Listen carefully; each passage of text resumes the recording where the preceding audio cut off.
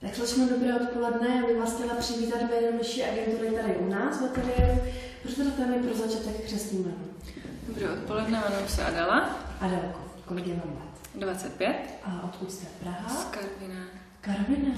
Vy jste přišla teď z Karviné? Teda, to máme přes nějakých 400 kilometrů. No, tak nějak kolem. Býváte třeba v Praze často? Vůbec. Takže opravdu jenom kvůli castingu, kvůli víceméně zaregistrování se. Ano, dobře. Zeptám se, máte partnera? Mám. Jste zadaná, vdaná, svobodná, bezdětná? Šťastně svobodná. Práce nebo studium? Práce teďkom bude od pondělka. Co budete? Ve školce mateřské a studium navazující od září. Dobře. Co ráda děláte ve volném čase? Ve volném čase ráda sporty, hlavně teda fitbox, plavání, no tak asi nejvíce, potom běh občas, procházky se psem. Máte pejska? Co pak máte za psa? Máte záčka? Pěkný. Dobře, že zeptám se, čeho chcete ve svém životě dosáhnout, ať už to je třeba skrz práce nebo něco jiného? Tak určitě bych chtěla dosáhnout toho, abych měla dobrou práci, dobře placenou, nebo spíše takhle práci, která by mě bavila, dobře placenou a tak nějak spokojeně si žít, spokojeně si cestovat. Jakou práci byste si představovala? No nejlépe s lidma. S lidma? Tak to bude pěkný boj. Všichni víme, o čem mluvíme. Adelko, na co jste ve svém životě prozatím třeba asi tak nejvíce pyšná? No nejvíce možná na tu vysokou školu, že jsem vystudovala.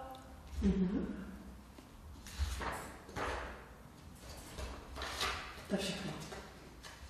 Těžká otázka.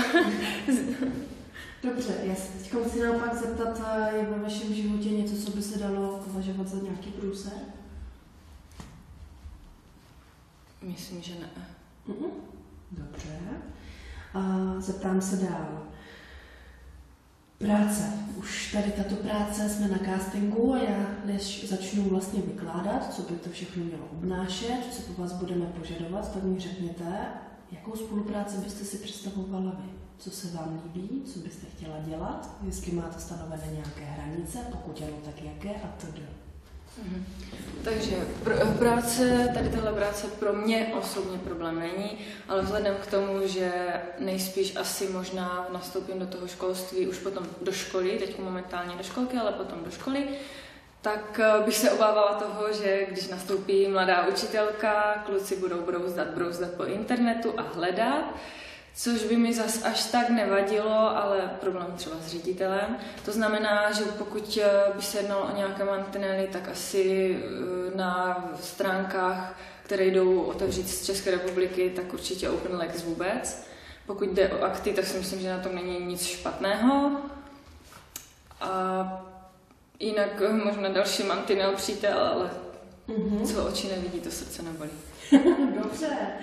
Máte třeba ve svém partnerovi podporu? Pokud se jedná o focení, tak ne. Pokud se jedná o práci, jak kdy, no říká, že teda mě podporuje, ale já to tak zase moc necítím. No. A co rodina? Rodina, rodiče rozvedení, od otcem se nebavím. Takže tomu by to nemělo nějak? Ne, mamka tam ta se mi do ničeho nějak extra neplete, pokud se mi teda něco nestane, nebo tak nějak, ale jinak nemá s ničím nějak problém zásadní. Adelko, co vy a třeba točení erotiky? Točení erotiky? Myslíte jakože single nebo s někým, nebo? Přesně tak. Pokud jde o mě to nevadí. Pokud by se to mělo zase někde dostat, problém. Chápu z vašeho přístupu, že byste s točením erotiky neměla problém, ale požadavek pochopitelně všech zahraničí. Když už bychom se měli bavit i o spolupráci v erotice, což tady můžeme dneska se taktéž domluvit, můžete si to vyzkoušet kdykoliv, můžete si svůj dotazník změnit, dát informaci, že třeba o to nemáte zájem, jakou vy hlavně jakoby přijímáte práci, nabídku, je vždycky jenom vaše věc, takže je vaše věc, jestli 5krát odpovíte třeba na točení erotiky, ne, nebo potom jednou ano. záleží, co vás tam vždycky zaujme. Tak v souvislosti s erotikou, co by vám se tak líbilo? Single s holkama, s klukama? Single s holkama, s klukama ne. Ne, že bych byla nějak proti klukům, ale to mám doma, takže. Ono je důležité k tomu přistupovat k práci. A co budeme si povídat s těma klukama, většinou pro holky to bývá nejpřirozenější, protože vás tam jakoby nemá co překvapovat. Single, ty solíčka nejsou úplně až tak jednoduché, jak se zdají. Dělat show před kamerou není úplně nejjednodušší. Zase je to jakoby kus od kusu, člověk od člověka. Každý to v sobě má jinak. Někoho to baví, někoho to nebaví. A s těma chlapama hlavně tam ty finance jsou naprosto někde jinde než za solíčka. Za 3-4 sola máte třeba jednu hardovku s tím klukem. Adelko, já si myslím, co se týče konkrétně vás, když na vás koukám, ještě se přesvědčím, co se točení, teda focení týče, už to splývá vidno. Tak uvidíme, jak vám půjde focení a já si myslím, že u vás by stálo třeba za to 1-2 scénky zkusit s klukem. Vy sama přijdete na to, jestli vám to vyhovuje, jestli se vám to líbí, jestli i ty peníze jsou pro vás dost lukrativní, proto abyste to v tom pokračovala a potom už záleží třeba jenom na vás. Jo, s tím, že pochopitelně budou tam nabídky na akty, na softy, třeba i ty sola, nebo to, co vy budete chtít. Včetně třeba i toho točení s těma klukama. Jo, bude to jako by všelicos. Ale já teď se hlavně bavím o točení s klukem protože pro vás je to finančně nejvýnosnější. Jo, a protože přibyla velká spousta zahraničních zajímavých klientů, tak se o tom bavím protože ty práce teď nám vadí. Chtěla byste v této branži to někam dosáhnout?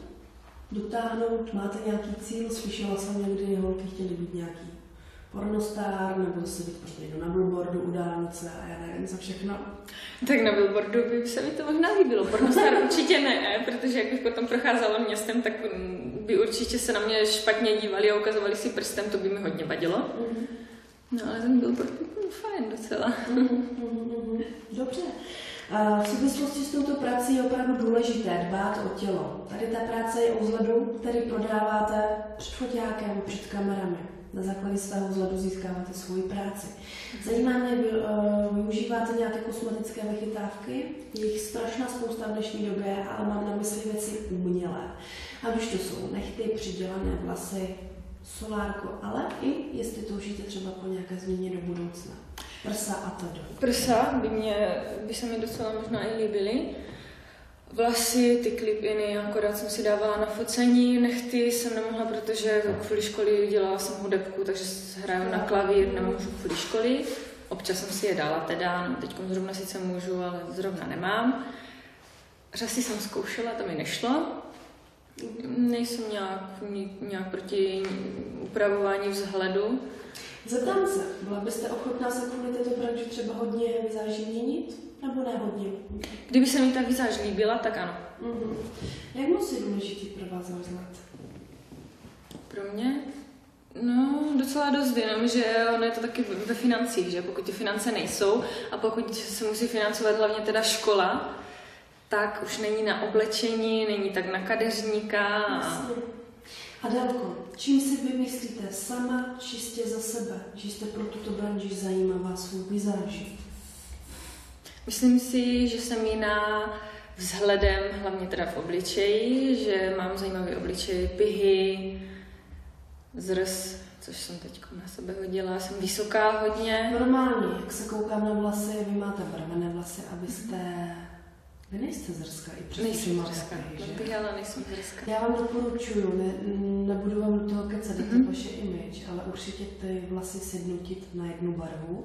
Ta zrzavá vám sluší a nechala bych to kompletně bez toho melírku. Myslím si, že to bude vypadat líp. No, já jsem se právě ty zrzavé docela bála, tak jsem si říkala, radši si tam zkusím ještě ten melír. Ale tím, že vy máte ty pihy,